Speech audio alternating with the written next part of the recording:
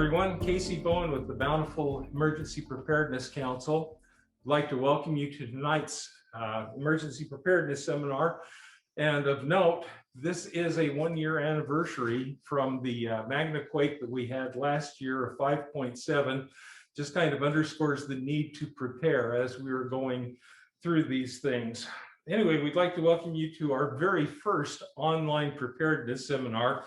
We decided that we needed to get back into seminars, especially with everything that's been going on for the last year.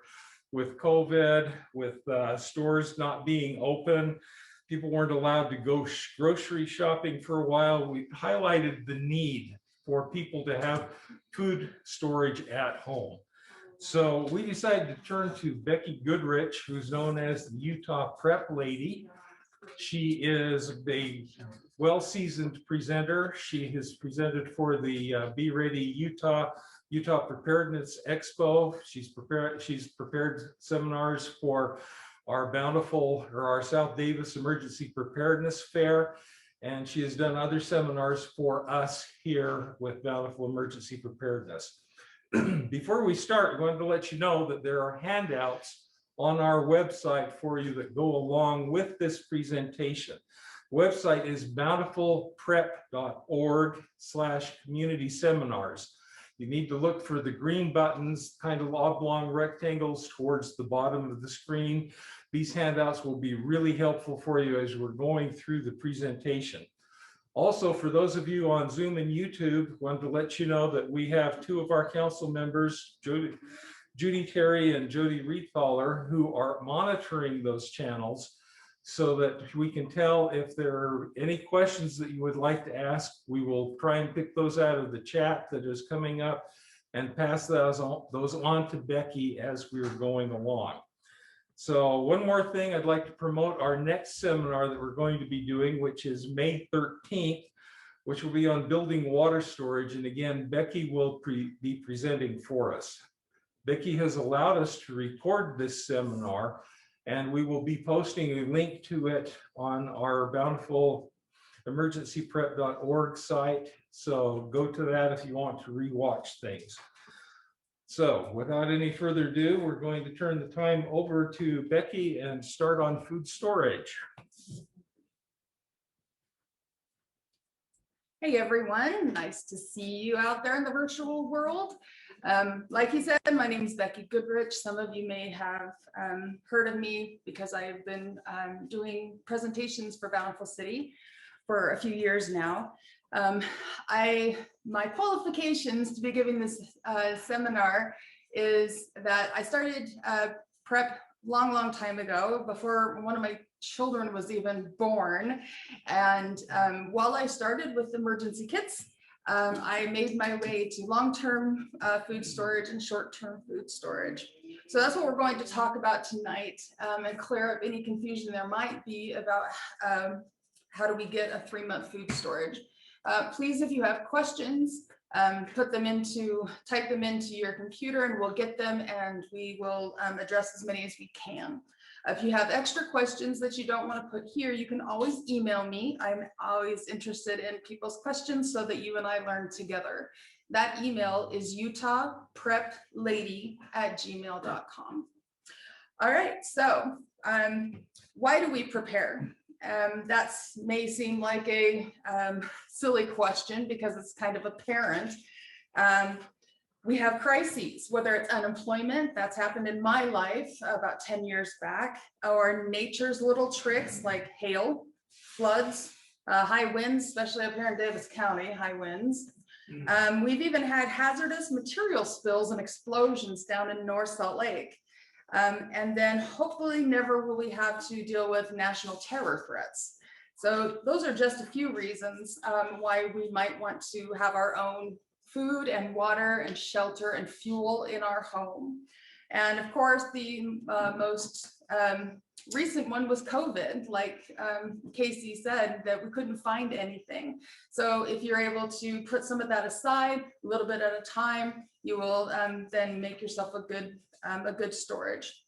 Also preparing allows you, when it's food, to control the nutrition And so you're not buying things that you don't really want your family to have. It also controls cost because you're able to buy things when they're on sale. And it also helps with any dietary restrictions or allergies. So you can buy exactly what you need and not just what's on the shelf. So where should I start? I put this in here because I always get questions. Well, where does 3-month storage fit in the whole, world of preparation? And in my mind, in the way that I've listed it, water's first because we cannot live without water. And then we have food and finances and first aid kits and disaster kits, shelter, clothing, fuel. There's so many. And for some people, it can be really overwhelming, and it doesn't need to be overwhelming. If you and your spouse have a conversation with the Lord, He will tell you what will happen to your family and what items you need to store first and where to start. So why do we do 3-month storage? So in the past, the emphasis has always been on 1 year, and at least a 2-week storage, right? But as we come now, a 3-month storage is probably outlast, unemployment. It can outlast, well, it didn't outlast COVID, but that's different. So it can outlast a lot of different issues. So it's just like car insurance. 3-month food storage is insurance against the unexpected. 3 months buys you time that you need to stock and learn how to do the long-term storage staples. It saves time from running to the store. So if you always shop at your own store first before you even leave the house. It saves money because you're buying items at a low price instead of having to buy the item, oh, hurry, rush. So you're getting it for a better deal.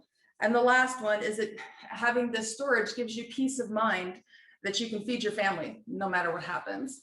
And as I have done a lot of these presentations, I have felt very acutely that it would really, really be sad, and it hurts my heart that any parent would have to tell their children that they don't know where to find food or water or shelter. So it's important that we start. We don't have to get it all done, in one go, but we do need to start. All right, so short-term food storage has some considerations to make. The considerations for short-term are how much to buy, how to pay for it, what to buy, and where to store those 3-month items until your long-term storage is ready.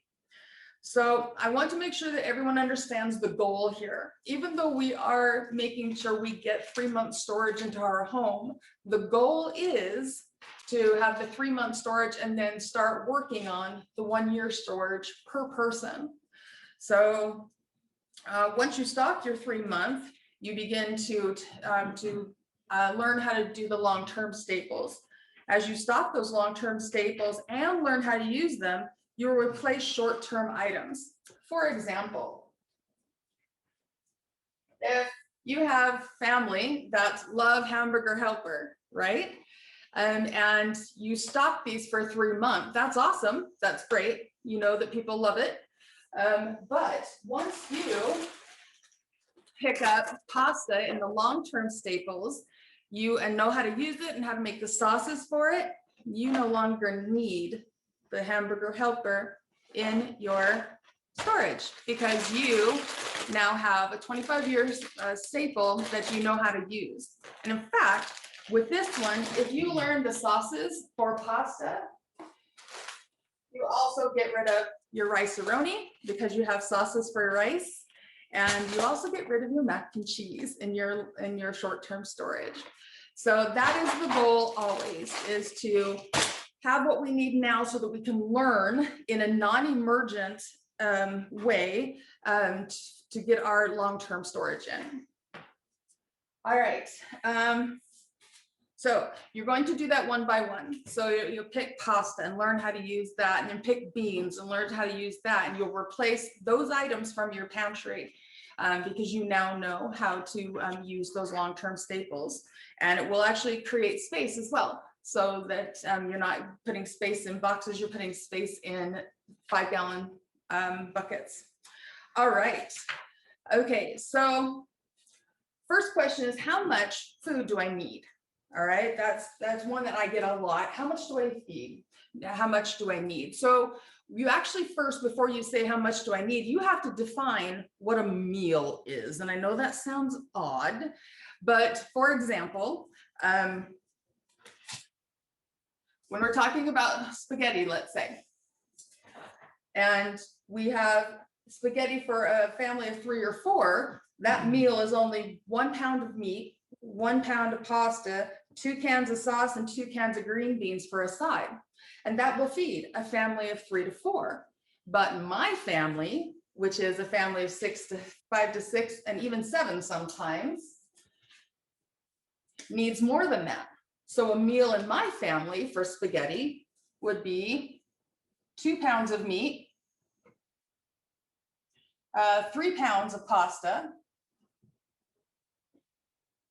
6 cans of sauce, and 6 cans of green beans.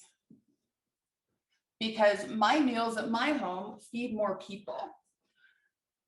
So I hope that makes sense, that first you need to define what a meal is for each meal that you take. The 3-month food storage, the easiest way I have found to do it is to create a 30 days of meals, breakfast, lunch, and dinner. And then you can take those meals like spaghetti night and decide how big it is and how much you need. And then the next thing that we do with that is we take how much we need and we times it by how many times you want to eat it in a month. So my husband's not a real spaghetti fan, so he only wants to eat it not even once a month, but we're going to have it once a month. So all of these numbers we would then times by 3, 1 for every month. But if you wanted to have it, let's say twice a month, then you're going to times everything by 6. All right, so we'll put that aside for just a second. All right, so I hope that makes sense as you, we'll talk about the menu in a minute, but as you design that menu for what your family likes, you need to be very keen to know how big the meal is to feed everyone in your home. And just a tip, it doesn't matter if you have leftovers. Leftovers are good, so you can make it bigger if you want, depending on your budget. So how much food? So then you can decide how many times you want that in a month. And like I said, spaghetti is only going to be on the menu once every month. So like the first Saturday. And that's the only time we're going to have that. But if you have something that your family really, really loves, then you could put that on twice a month or every Monday, whatever works for your family. And then the third item that you do is you do inventory.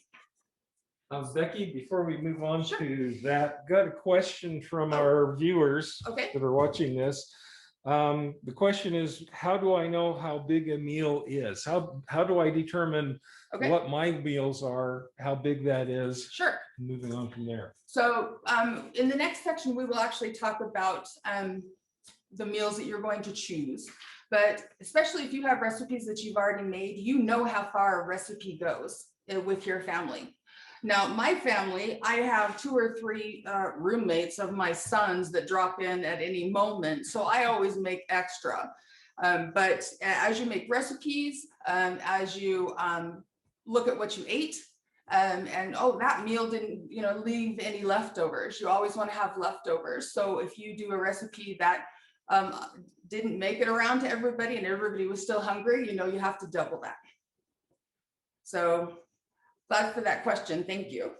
All right. So we talked about taking the meal that we have designed. We're going to times it by how many times you want it every month. And then you're going to go and do an inventory for that and see what you have in your pantry right now. All right. Any other questions about how much food we need. None, we We're don't good? have Awesome. anything else. Okay, so the next section, sorry, let me grab some water. Always dry mouth. How are we gonna buy this? So in the example of the spaghetti, let's say we're gonna do the small family. You have meat, pasta, sauce, and green beans.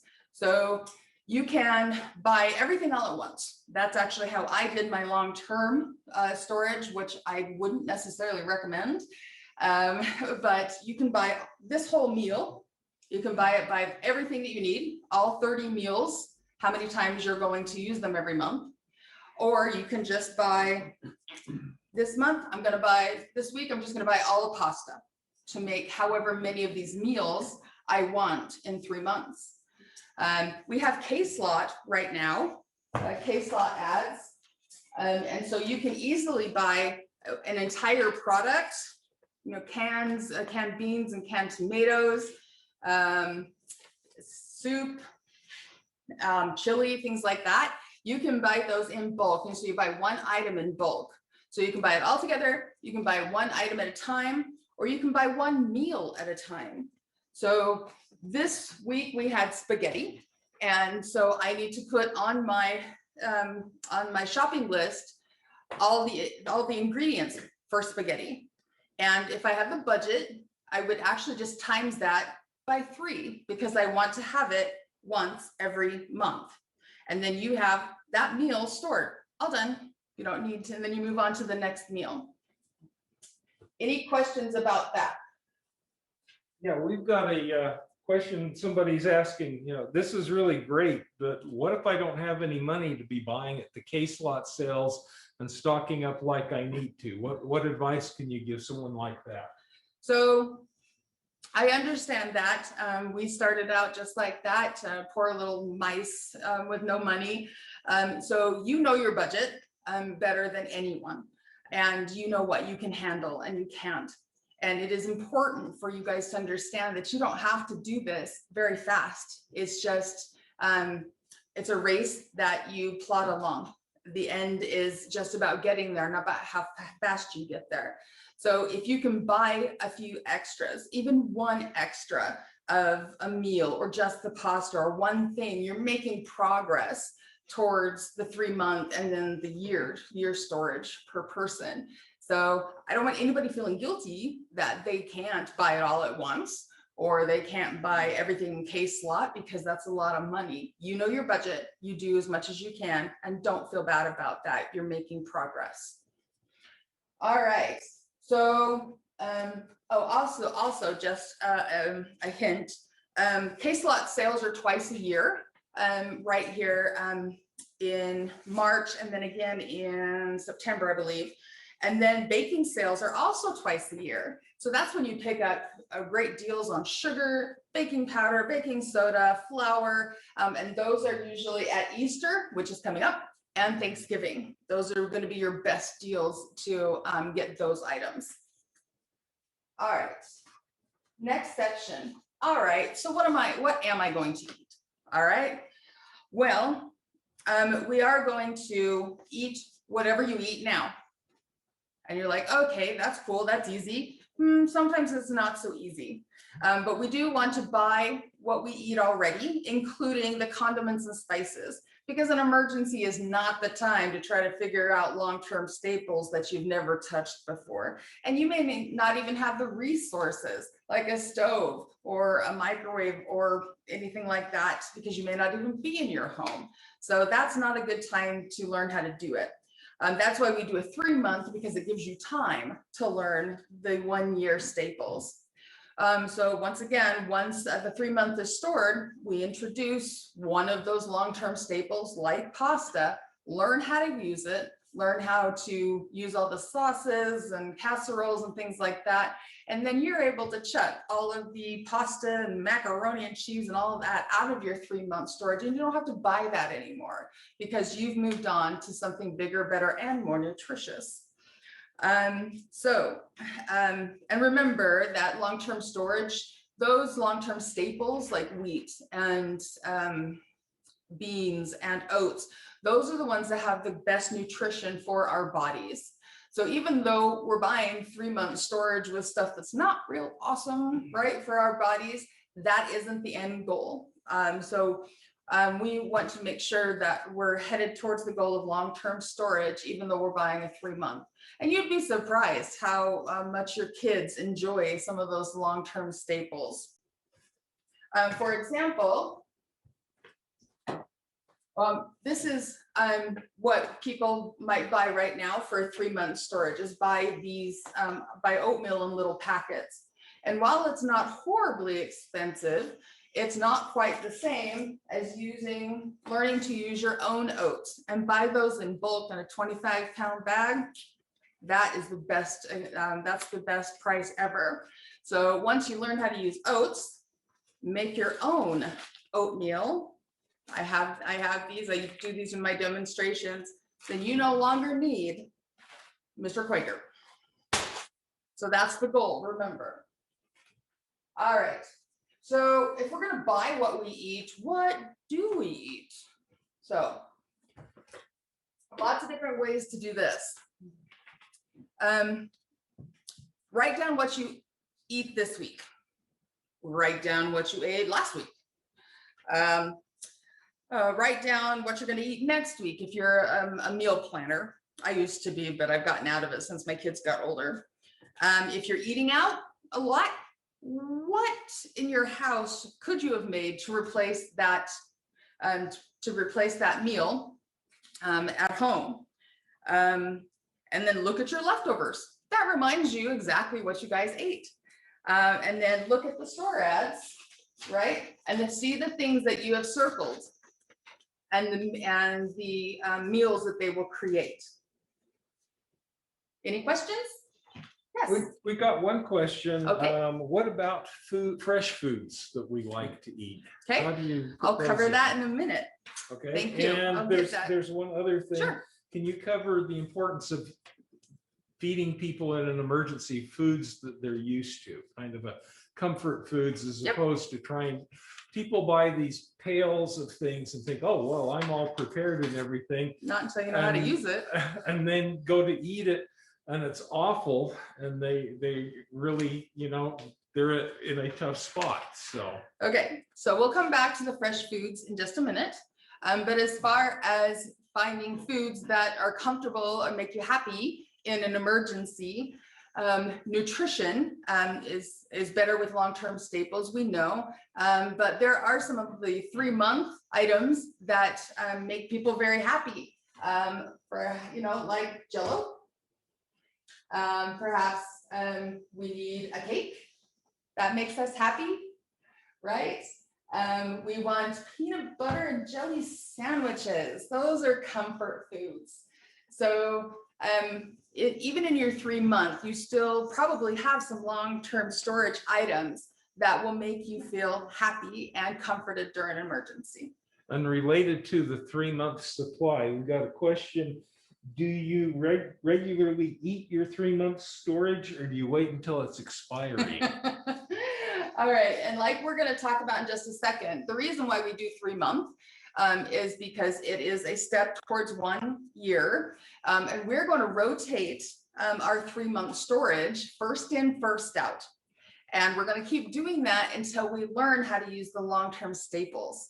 So until I learn how to make my oats taste good, or how to use all that pasta and spaghetti, you will still buy your 3-month and keep that up until you know all of your long-term staples and how to use all of them. Hope that answers your question. Awesome. Okay. So how do we create this menu? So we've looked at our ads, we see what our leftovers are. That's a good idea. How about theme nights like Mexican Mondays, tacos, burritos, enchiladas, and quesadillas, Italian Tuesdays, spaghetti, Alfredo, lasagna, baked ziti, sandwich Saturdays, PB&J, tuna, chicken salad, and sloppy joes, or casserole Sundays. Talking about being comfortable and happy, casseroles, tuna, mac and cheese, Mexican and potato casserole. So that's one way to come up with the menu for your 3-month, to kind of jog your memory. You can also do it by staple. Chicken night 4 times a month. Beef night 4 times a month. Rice night, chili night, crock pot night, and always leave room for leftovers because there's going to be leftovers. And it's good to have leftovers because you want to be able to eat them yourselves, feed them to those kids that never get enough food, or give them to your husband when he goes out to work for his lunch. All right, now you can also, if you want to, use mine. So they're going to bring up here the spreadsheet that I use. You'd be surprised how hard it was to come up with 31 dinners, especially ones that my husband likes.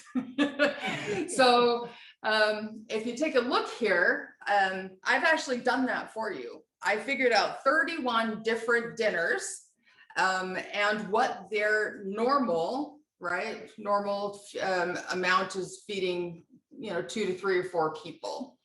All right, so for my family, I would take all of these quantities and double them or triple them because I have a big family right now. All right, so what you see here,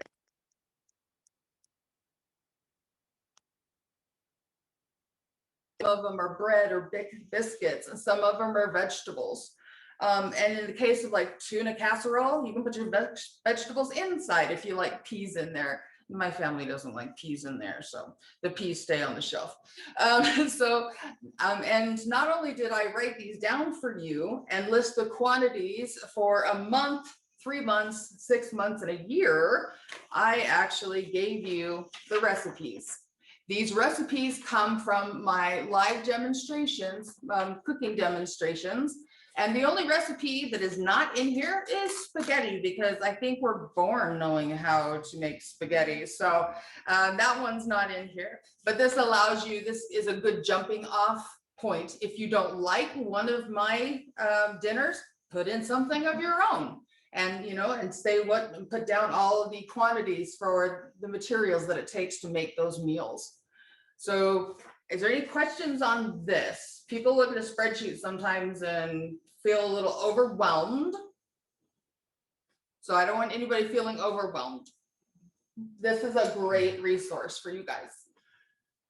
Doubling back to buying things, we did get a question on where do you go to buy these large quantities of food. You talked about the case lot sales and everything, but I'm looking at picking up 25 pounds of pinto beans and 50 pounds of oats. So what do you suggest? As you learn to use your long-term staples and you choose the one to start with, let's say that's pasta, and you're learning how to use pasta and make all the sauces for it. And so you won't have to have mac and cheese or a hamburger helper in your 3-month anymore. So where do you find those long-term staples? We actually cover that in a different presentation, but the idea is that you can start with 25 pounds, put it in a 5-gallon bucket, and use that in just a few months. So Winco is one of the best places for their large quantities. They've got beans and rice and everything. They actually have it in a section all by itself. Walmart in Centerville also has some food storage, but it's only a little bit of the regular, and most of it's freeze dried. All of your associated foods usually have great prices on their large bags or cartons of your long-term staples. So those are a really good place to start. Is there another question? I thought I heard something going around. we do have another question. Sure. A lot of your foods and your menu plan here and everything are full of carbohydrates. And this is a personal question for me also. I have a granddaughter who is diabetic. Okay. And what kind of things can you store? What kind of foods can you make? What menu for someone who is restricted on their carbs? What's lovely about doing your 3-month that leads to your year is you can control what you eat and what you put in your menus. So if, let's say, I'm looking one like beef stroganoff. If beef stroganoff has something in it that you don't like, if it has dairy and you can't do dairy, cool, you can take that out, no problem. Or you can buy a substitute, a lactose free milk or sour cream to do that. So in the 3-month, it's real simple to kind of cater to any kind of diet, any kind of allergy. When you get up to the year, it becomes just a little bit more complicated, but you can do that as well. So that's what's nice about these, is you do put in what you want and how you make it that works well for your body. More questions? Just a note on diabetic food. Sure. You can get freeze-dried foods that are vegetables and other things that have a lot less carbs. It's going to cost you a lot more to put those into your storage, but that's one way to do it. And home preparedness of foods, you can prepare things that are diabetic too and store them. So he mentioned freeze-dried items. While they are the most nutritionally sound of all the food storage, they are expensive. And I recommend that you get the long-term staples that will keep you alive, like oats and wheat and rice and beans. Those things will keep you alive if there's something, that really goes down bad. And then when you get your 1 year storage for each person, then go out and look at the freeze-dried stuff. It is awesome nutrition, but it does require more water. And so if someone tells you that buying this will not increase your water storage, that's not true. So in my long-term storage presentation, we talk about freeze-dried and dried, like dried meats and things like that, freezer food, and then fresh, and how you can get the nutrition from all of those. I see there's other questions being written down. Anything else? Okay. All right. So, like I said, with my spreadsheet, you can take out anything you don't like. You can use one of your own. And then there's a ton of great resources on the net. I was actually just on one of the prep websites and found an actual calculator in Excel that you can put in basically what this is right here. And it also has a column for the current inventory that you have, so that you know how much to buy. So that was really awesome. So somebody's thinking along the same lines that I was. Good, great minds think alike, right? Okay, so here's how it basically works. So for inventory, how do you do inventory? You make a master list of all your meals, all right? And then as you make that, when you make that master, you have totals down here. And then you can go through your current pantry and you can say, oh, looks like I'm supposed to have 24 of these, but I only have 12. So put that onto the shopping list in whatever amount you can handle in your budget. Remember, slow and steady, right? So that's how you decide what your inventory is. And in just a second, we'll talk about how you can see your food better. So for example, nope, never mind. I'm not gonna do that one. Do I have questions here? Yes. I see them. Do you by any chance know the link for the Excel calculator that you're talking about, or how could we Google that? I believe it's foodstoragepreparedness.net. And they also have a calculator on the Seven Sisters website, as well as foodstoragemadeeasy.com. So there's calculators all over the place. Just type in, food storage calendar, and you'll get so many, you'll be boggled.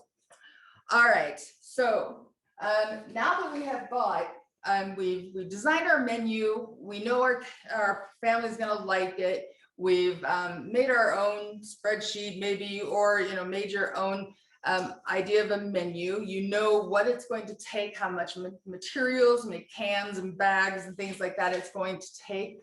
to make those meals. And just a point here, don't go crazy with the calculations. You know, in my example for spaghetti, I said that I would have one pasta, but I didn't say what it was.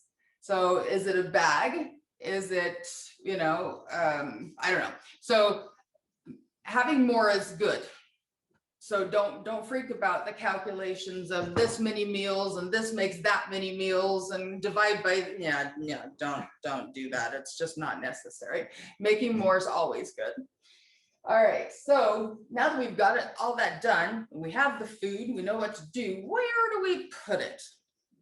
So in most new homes, you can have a pantry and your 3-month storage can fit nicely in a large pantry. Mine is not very big, so many of my 3-month staples are downstairs with my long-term items in the cold storage under my stairs. That's because and then I just go to shopping. I say, oh, we're out of this. I go shopping downstairs instead of going to the store yet. So that's really awesome. If you don't have a basement, if you don't have a place to put them, then you get to be creative. And you can actually put it under your bed.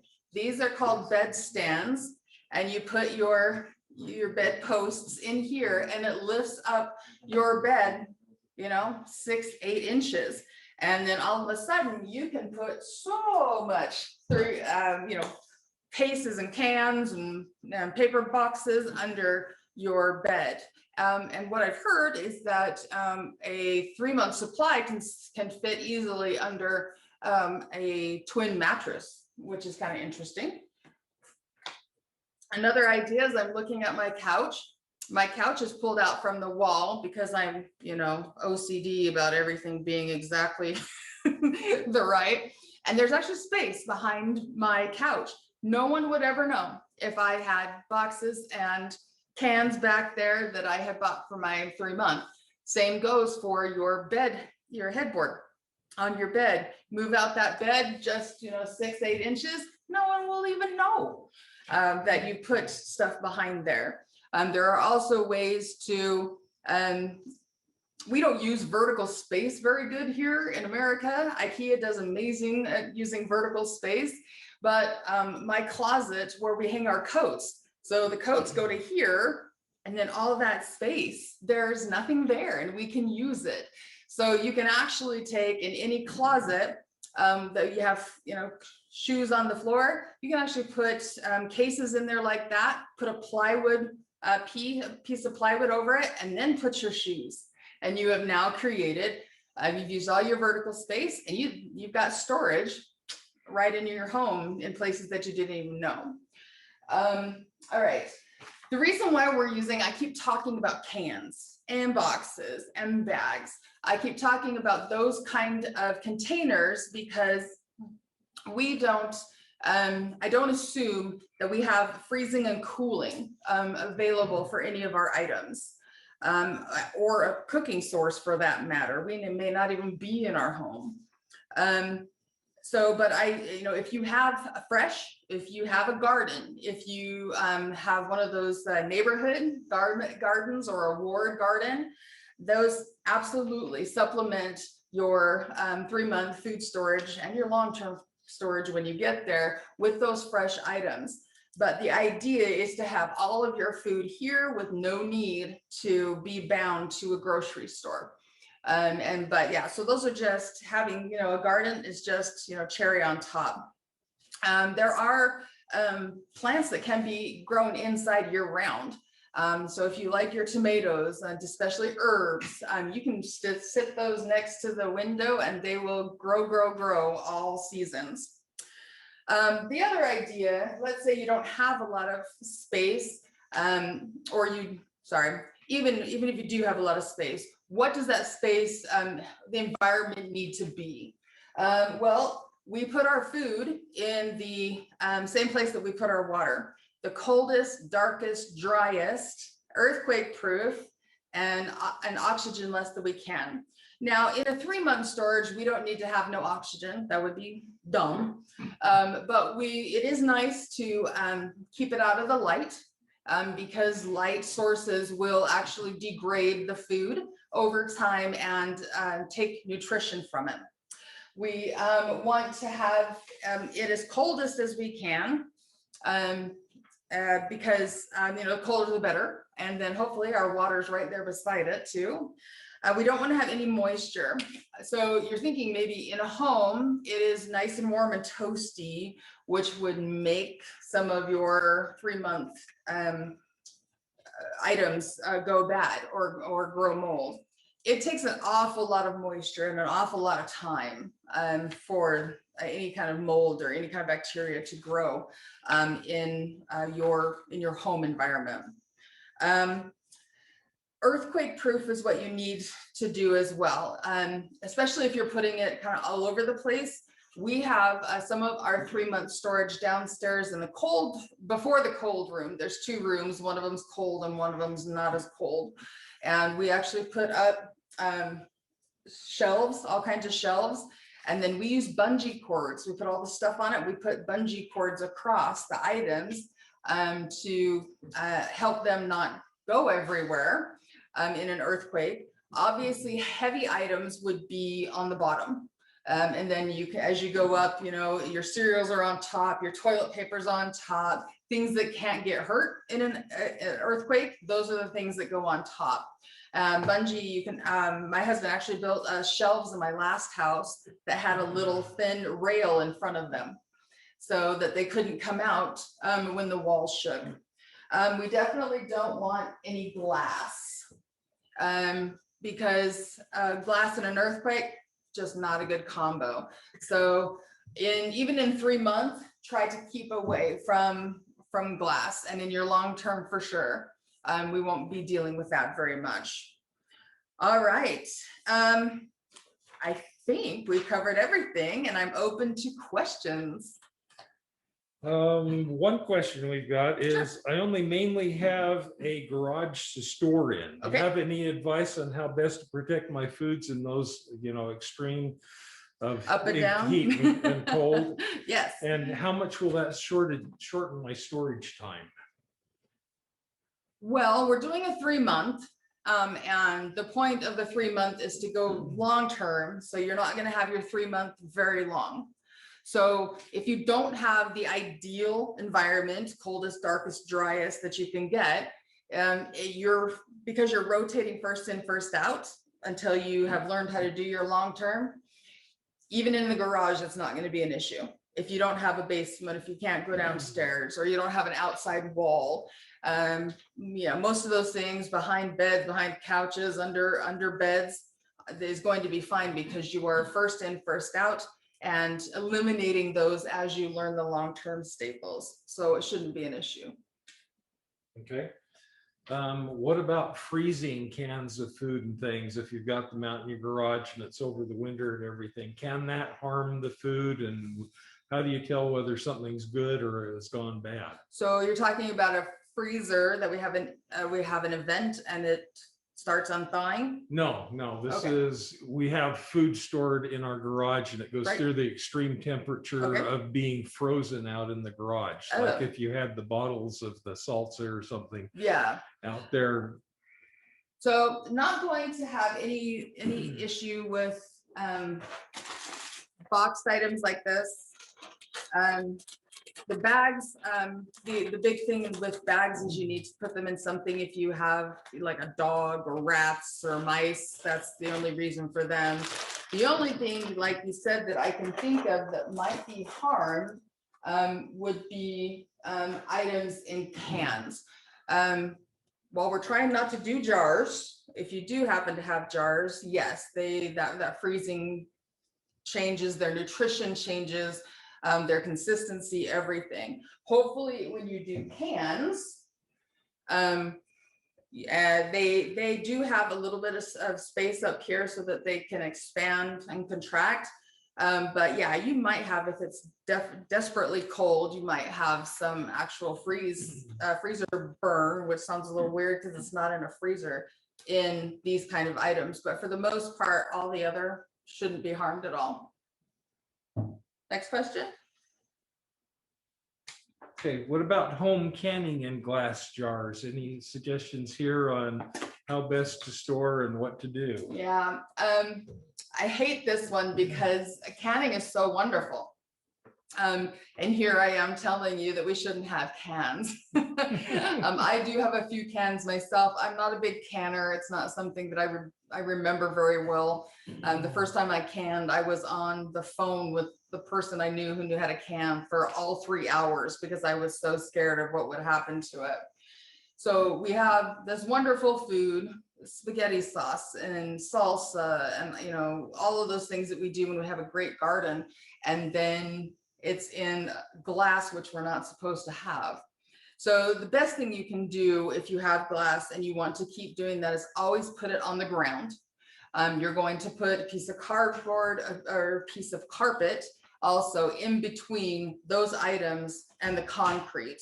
And do your best to buckle them down. And if that means you can only go 2 deep so that you can put wood across them or extra bungees or whatever, that's fine. But the issue with that is not earthquake. If we get a flood, also, that would be more susceptible to things that happen in a flood as well. So I'm not against canning. It's just, you know, it takes a little bit of jogging around for that. Okay, this one kind of hits home to me too. I'm glad somebody asked it. It's how do I keep track of my inventory, especially if it's stored all around the house? Because I have things hidden here and there and there. You run out of storage so quickly when you're building up a food, you know, a year supply and everything. How do you keep track of it? What do you do? So for 3 months, if you have a large pantry, it'll be right there and you can see it. You can see spaces, you know, you have hamburger helper and now there's 2 spaces for hamburger helper, and that's easy to keep those inventory. But if you have a small pantry like I do, and I have some of my stuff downstairs in the anteroom to my cold storage, I actually keep an inventory myself. Each time I go shopping. I only go shopping twice a month. And so I look at my pantry up here, I look at the items down there and go, oh, we're out of XYZ. And that's real simple. I know there are on the net so many inventory lists, how you can list every little thing that you ever buy. And then when you use something, you cross off the number of what you had, so that it shows your current quantity, and then you take that list and go grocery shopping. So, but for 3 months, it shouldn't be too hard. 1, because if there's not a ton of stuff, even though it might be all over the house, but 2, because you're not going to be holding it very long. You're going to be learning how to use the long-term staples so that the 3-month will be replaced by that. What's next? Okay, another question. How far past the expiration dates can you eat canned food? And I'm glad to see this one come up too, because I was looking at a can of diced tomatoes in my food storage today. Yep. And it had a 2010 date on it. Yeah. And the lid wasn't bulging, but it seemed a little bit more air than it should have been. Yep. And I'm going, I'm not sure if I should eat that or not. So. Yeah, so we actually some of our storage is downstairs and I don't use it very often, and you can tell if the can has bulged a little, whether it's on the top. It's usually on the top, not the bottom. But if you take something and it's kind of rolly, or it doesn't sound like it's supposed to. So I had a case of peas. This came from that, and about half of them were kind of roly-poly. They had actually had some of the juice up on top. I don't know how that happened, probably because it expanded and then contracted again. So yeah, I think I saved out of the entire carton of 12, only 1. So it is best to keep them in, you know, in a constant temperature, whatever that is. But going past this is a 2015. Not a problem. That tastes fine. Tuna, last a long time in Mylar. We talk about this in the water storage presentation, but if you can get items in Mylar, like tuna fish, I had tuna fish from 2009 and opened it up last year.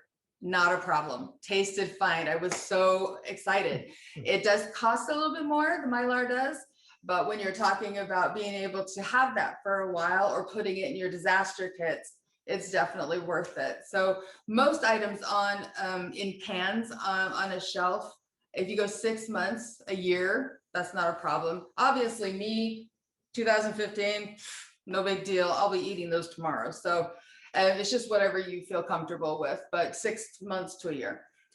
So on the 11 out of 12 that you tossed, did you do those specifically from the looks of the can? Or Yes. did you get your courage up and open one up and see what it was like? And how do you tell if something's gone bad? Well, if everything looks good with your case, right? If everything looks good with the container and you don't know if it's bad, of course, in a case, I'm going to open one. That will give me an idea of what's happened to the entire case. But once again, if we see bulging, or sometimes I had peaches and pears and I would shake them and nothing would happen. And I'm like, wait a minute, why? And there was no liquid. They had actually evaporated and dried up and they were black. Oh dear. So yeah, if something doesn't sound right like it's supposed to, you open one up and it doesn't smell right, I mean, it's not worth having, food poisoning for just trying to save a couple cans. Just don't do it. Okay. I've heard that when you open a can, if it's supposed to make a noise of the air going into the can. Yeah. But if you open a can and it has stuff coming out, like it starts foaming or something, then you toss it. Yeah, that's acid and chemicals that have mixed, and yeah, they're trying to push out, like my peas did. They had liquid on the outside of them. What else we got? All kinds of fun ones. Oh yeah, these are good. Okay. I actually want to write down a couple of these. Okay. Oh, it's good. It's always good. Go ahead. Do you use bins for freshness? Well, in a 3-month, yes, you're going to the store, you're getting lettuce and bananas and things like that. Put them in your grocery bin. But as you move towards long term, we would not have fresh items unless you have a garden and you can supplement that way. I am hoping I'm answering the intent of that question. Right. Okay. Another question on fresh foods, dairy, frozen items, produce, bread. Right. How do you store things like that? So those are perishables. We store non-perishables. So probably need to make something like that. So perishables, which like a loaf of bread, you leave it out on the counter, especially in the summer, it's only going to last a week before it gets mold on it. But if you have a freezer, use it, right? If you have the availability. If you don't, in my house, it's not usually an issue because they all eat it up. But yeah, if you have a freezer, use the freezer. And that extends the life of everything. Freezer does. If you don't have a freezer, use your fridge. Don't have a fridge, that's when you get really clever about using things all the time. I'm having tomatoes almost every day. I'm having lettuce almost every day. So that's how you kind of deal with that. Okay. Another question, what about a long-term power outage? Is a generator the best backup? We don't have gas. Well, not food, but all right. So we actually have 2 generators. Our generators are gas and they're also solar. I always recommend that any tools that you get for your disaster kits, your family kit, the kit in your car should have the availability to have solar and some other way, like a flashlight has a solar band on it, but it also is crank. So if something goes away, I can still use it. As far as the generator with gas, I actually have a fuel presentation that talks about how much gas you can store. If it's not gas and if it's only electric, you're going to have to go without once a outage comes. So I would recommend saving some money and, you know, sell that one as soon as you have the money to get one that is gas and solar. Okay, doubling back all the way back to about the start of Okay, the when that's we were cool. talking about cells and getting things. Yep, Person had a question on the baking cell that Sure. you were referencing. Yeah. I'd be interested in that. What kind of things can you get, and when are they, and what stores, and So how do you look for those? yeah, so Easter and Thanksgiving are when you get the best deals on all your baking items. So that's your baking soda, baking powder, flour, white sugar, brown sugar, all of those items that help you bake. And there also are some seasonings in there too. So looking for those at those times of year, and then doing your best to put them in coldest place possible, because they are more perishable than your cans and your boxes. So I usually go, like I said, I usually go to Winco. Macy's is a great one. I miss that they're not in Clearfield anymore. But any Associated Food would be a great place to find those. What else we got? We have a couple of questions that are off topic. Oh, Because they concern our next seminar that water. we're going to be doing on water. Okay, go But ahead. we figured we might as well go ahead and ask May as well. those Let's do and it. tease the subject for the next seminar a little bit. So the first question was, do you have any good suggestions for water storage? Well, that's the whole presentation. That's the whole presentation. May 13th, make sure that you come on Zoom again. Basically, you break down water into clean containers, clean water, and a clean hose. So, and then I talk about all of the other things that people have said, the things that are confusing, things that don't make sense, and things that make us feel overwhelmed, so we don't even do water. But those are the basic ideas: is you need a clean hose, clean water, and a clean container. Okay, maybe one last Sure. water question as Sure. we're going along. That's no Seeing as how somebody asked on the YouTube, but how often are you supposed to rotate your water? How do you care for your water in large barrels like the 50-gallon ones? 50 ones. So that is the surprise to my water presentation, is that water needs no rotation. Water is eternal. You don't need it to rotate it at all. And the only thing I could find about water expirations is that the CDC recommends rotating water in case the containers weren't clean. That's the only reason why the CDC would recommend rotating your water. If you are concerned about your water, and you want to test to see if it's good. I did this just a couple days ago with someone. You open up your water with the bung wrench, take off that cap, and then you get a flashlight and you look for floaties. If there's no floaties, excellent. The next thing you do is put your nose down next to that hole. Don't touch it. And if it smells weird, now, I'm not talking about stale. Stale is good. Stale means the oxygen has left the building. But if you smell anything other than stale, something happened. Whether it was a bad hose, it was bad water, or a bad container.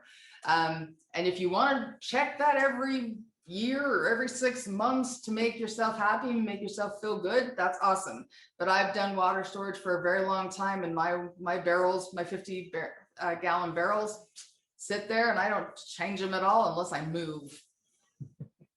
Okay. Okay. Good. Other questions? That's Is that pretty it? much it. If you want to go ahead Okay. and close up here. Yeah.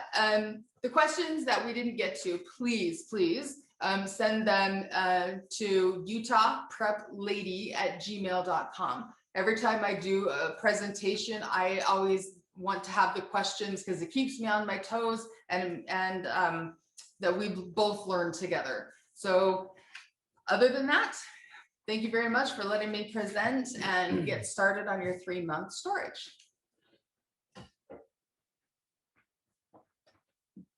Okay, for everybody that's out there, we did talk about an Excel food storage calculator. We're going to do some research.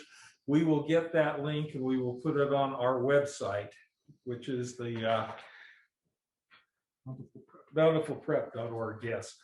Okay. And also just wanted to remind everybody of our May 13th seminar, which is going to be on water. And Becky again will be presenting that. You got a small taste for what's going on. There is a lot more that you need to know about storing water. And that seminar, you will need to be here live to watch it, because there is so much in that and so many questions get asked that we don't feel that we can safely post that to our website and have people get the information that they need out of it. So that one is going to be a live only with no recording. Live stream. And for questions to Becky directly, again, it is UtahPrepLady@gmail.com. And we'd like to thank Becky for taking a time out, letting us come in and invade her house, bother her. It's been a couple of weeks of prep for this. It's been a lot of work for her, and we really do appreciate everything that she has done in helping us to prepare this seminar. So I'd like to thank everyone else who was out in the audience who watched this, and I'd like to thank those who asked questions and participated directly. I hope that this was a rewarding experience for you. And if you have any questions, you can contact Becky or contact us at the Bountiful City Emergency Neighborhood Preparedness Council. So we'd like to thank everybody. I think we're coming in just barely under an hour, and that is it for this evening. Goodbye and have a good evening.